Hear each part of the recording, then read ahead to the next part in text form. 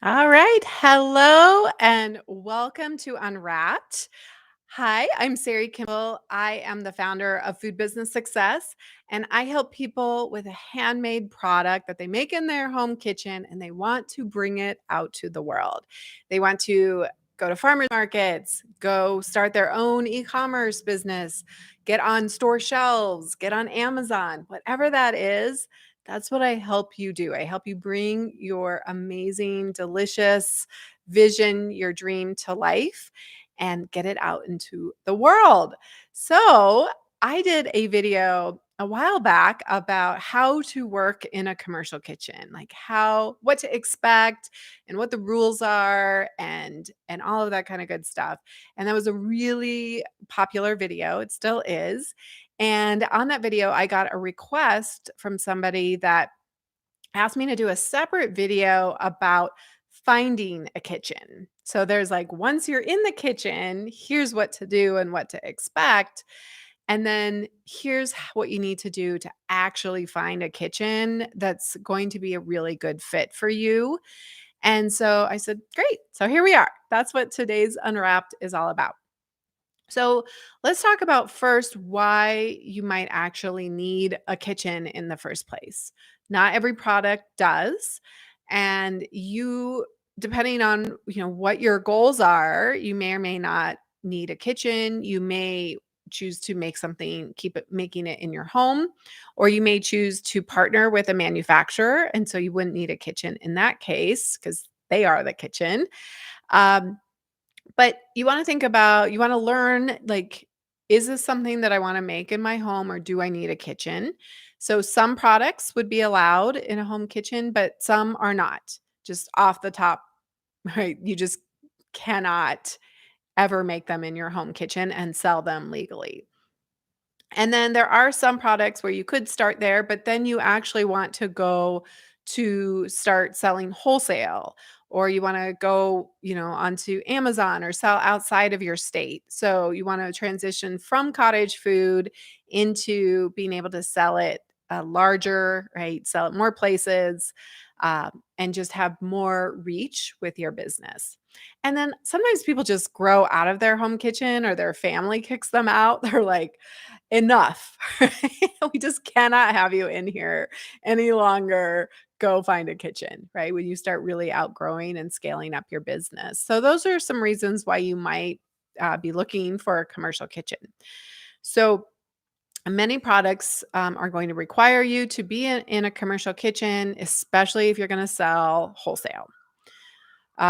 So, find that out first. And it's kind of a blend of what's your product and then what's possible, what are your options, and what are your sales goals, right? I want to do a farmer's market and test it out and I fall under cottage food, then do that.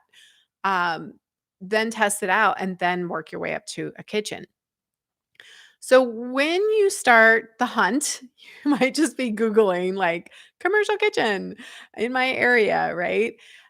So the first thing to understand are a couple of checklist things here. So you really want to have a semi clear, it doesn't have to be fully baked at this point, but a plan on what you're selling, like what you want to create, what you want to actually make, how many varieties, like kind of what's the combination, what's on the menu, what kind of numbers are we talking about, and then where is it that you want to go sell? Because some of those things are going to make a difference in the kitchen that you select. So that's the first thing that I recommend is having that plan before you ever contact a kitchen.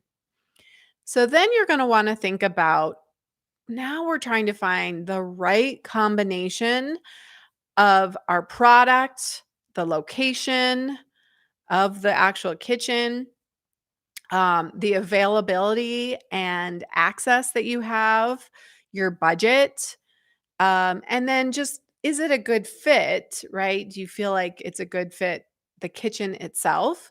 And you might also think about, is this a kitchen that I can scale up with? That's sort of the last question that's on my mind because we really just want to get you into a kitchen. I don't want you thinking about, well, am I going to be able to scale up when I need more space here? I mean, if you're choosing between like 3 awesome kitchens, that might be a good question to ask yourself, but it's definitely not the first question that I want you to think about. So, then you're gonna start doing your search, and I highly recommend, thekitchendoor.com is where I always start. It's pretty comprehensive of commercial commissary kitchens. So, when we think about your product that you need to make, it needs to be made in a commercial kitchen. And there are different kinds of commercial kitchens.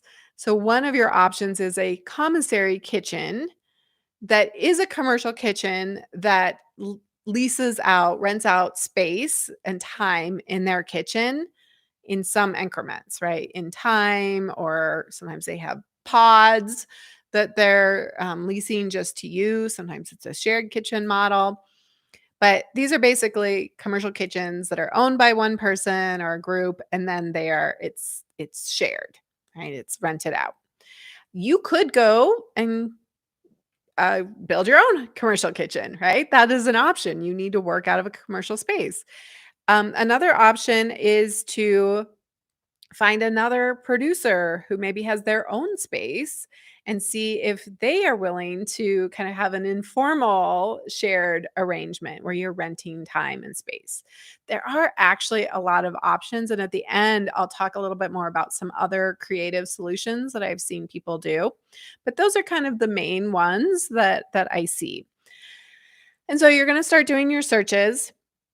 And depending on where you live, like if you're in a more urban area, there may be more options. If you're not, there may not be that many options. And so I do want to give you some other places to go look at the end. But let's just say you're searching and you find some options. Now what do you do? Right? How do you know if it's the right kitchen for you?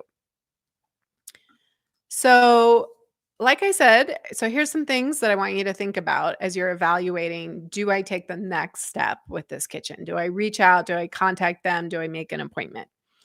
So first, and what's nice about the kitchen door is they oftentimes will list like their equipment and square footage and photos and things like that. And then sometimes kitchens have their own website as well that you can go check out from there.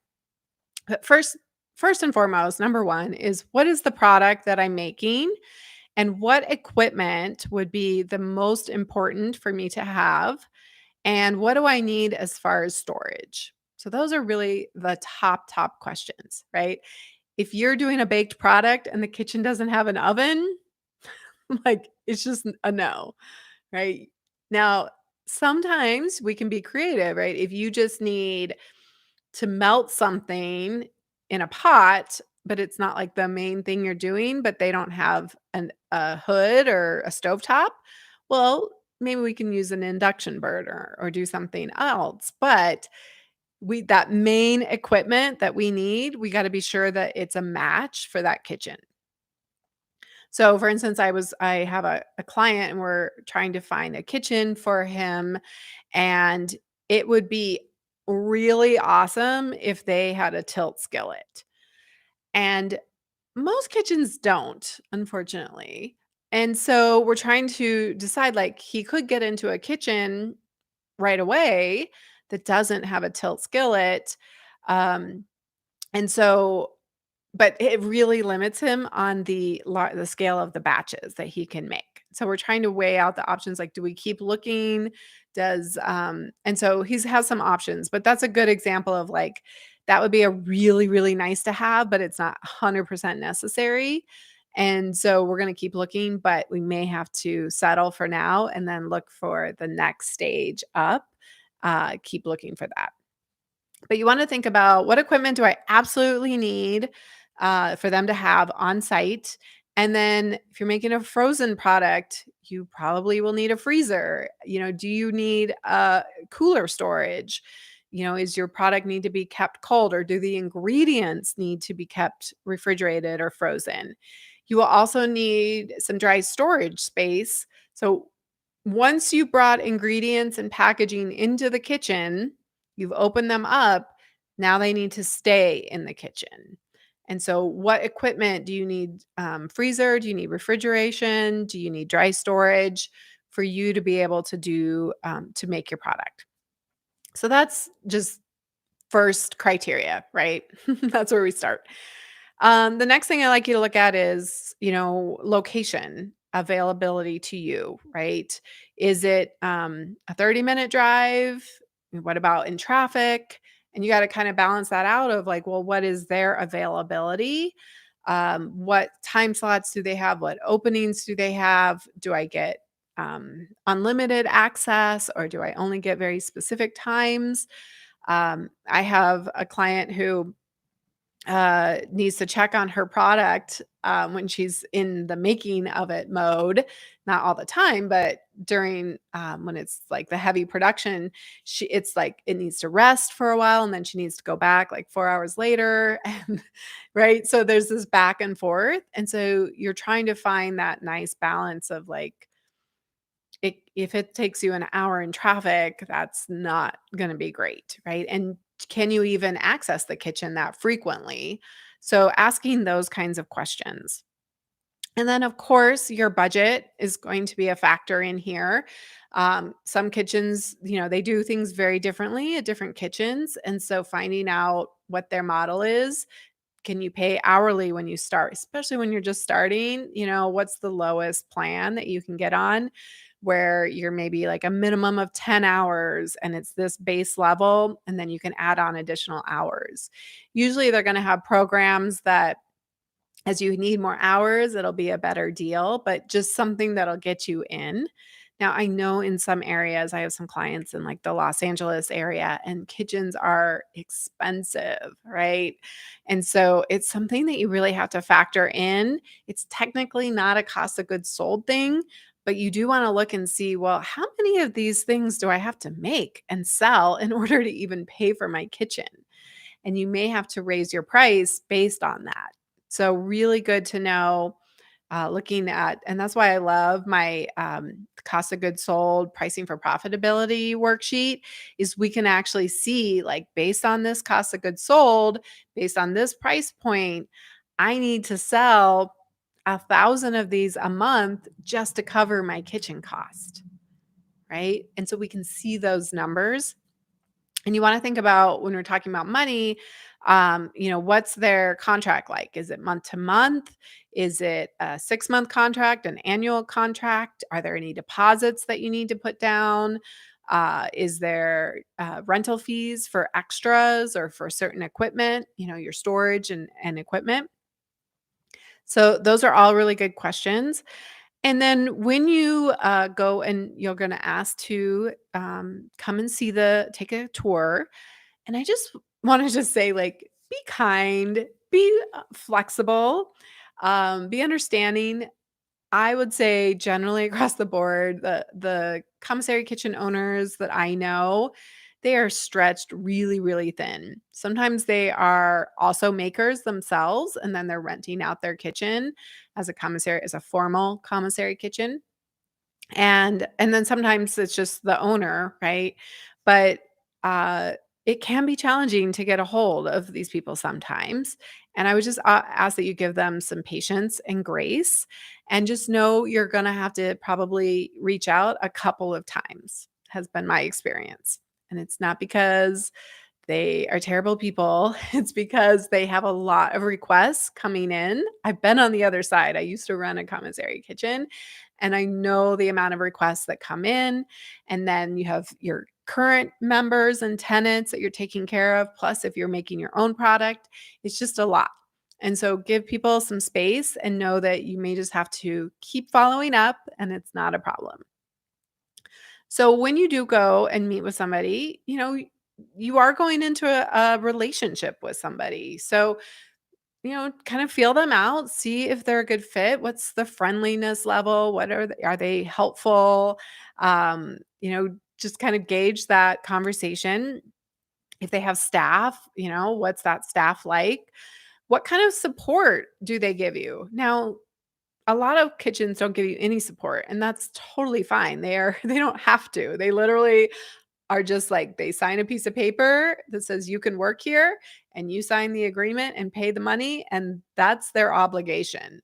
Their obligation is not whether you are successful or not, right? And so there are commissary kitchens that do have programs to support you. They might be more of like an incubator style, or they might have um, you might be able to purchase like time with the owner or somebody that will help you.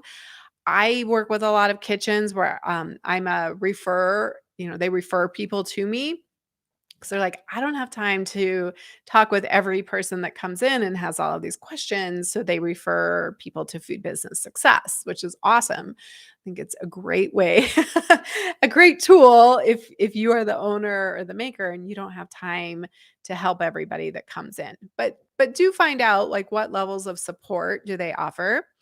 Um, See if you can learn a little bit more about their other tenants. You might even want to talk with some of the other tenants. What's their experience been?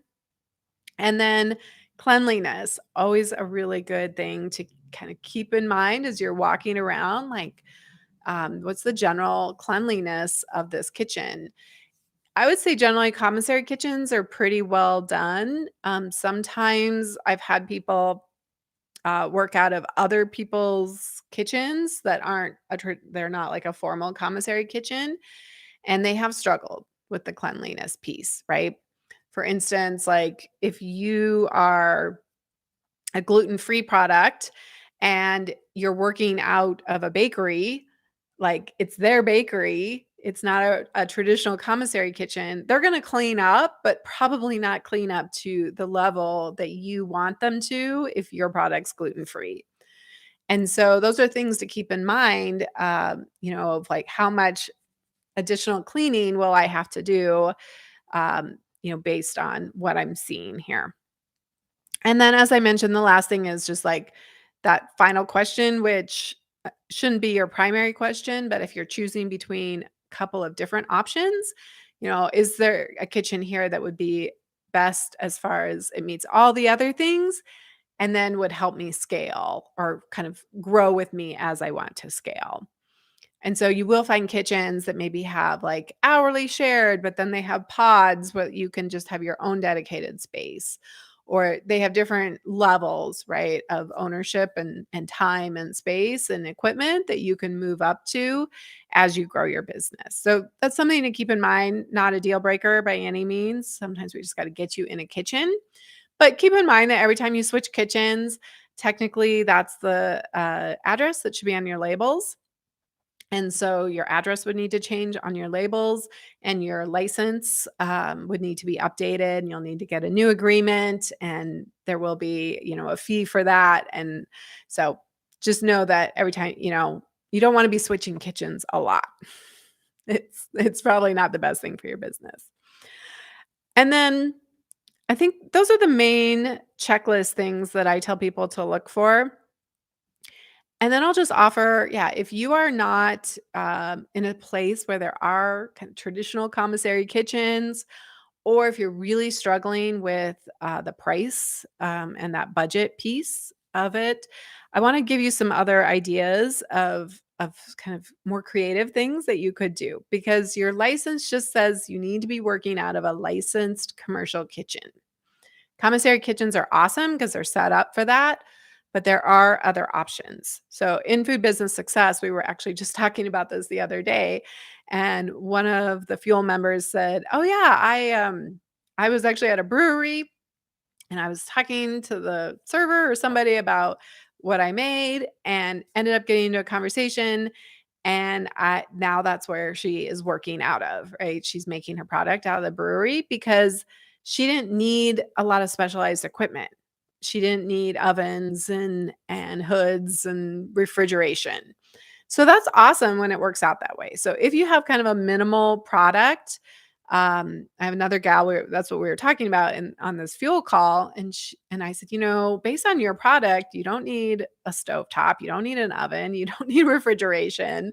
Like you could go and actually work out of a lot of places that aren't necessarily a traditional commissary kitchen. So we told her to look for things like the brewery, coffee shops. So you could go if they're open only during the day, you could go at night. I've had, somebody work out of a nightclub where they didn't open till the evening, so they were there during the day. Schools, daycares, churches. So there are other options, just general restaurants. And then also, as I mentioned, maybe going and finding some other makers who might have the same equipment as you. And it's an opportunity for them to share the rent with somebody. Like they have their own space, but then they'll like give you some time there. And so it might be a good win win. And I usually have people like go to the farmers markets and ask people, like, what kitchen do you work out of? And, and if you find out they have their own space, then ask them, like, would they be open to sharing that kitchen, to renting it for a time? So I always like to ask the question, who, who do I know who might know somebody who could help me? Right? Instead of just being like on your computer Googling and like, how do I do this? How do I do this? Start asking people to be on the lookout for this. Start going to a farmer's market. Ask people like myself, ask people in the industry, get into Facebook groups around the industry and just start asking others. That's gonna be one of the fastest ways to really find the information that you need. All right, so that's what I have for you today is on how to find a great commercial kitchen that will work for your particular product to make sure that you are legal and that you're setting yourself up for success and a great partnership that you can grow with. And come and join me. You can go check out Food Business Success over at foodbizsuccess.com. That pricing for profitability workshop is available on the website as well. And I would love for you to come into my world, go check out the podcast, obviously, all the great videos here. I'd love for you to like, subscribe, and comment below. Let me know what product you are making and let me know how I can help you in your kitchen search. All right, until next time, have an amazing day.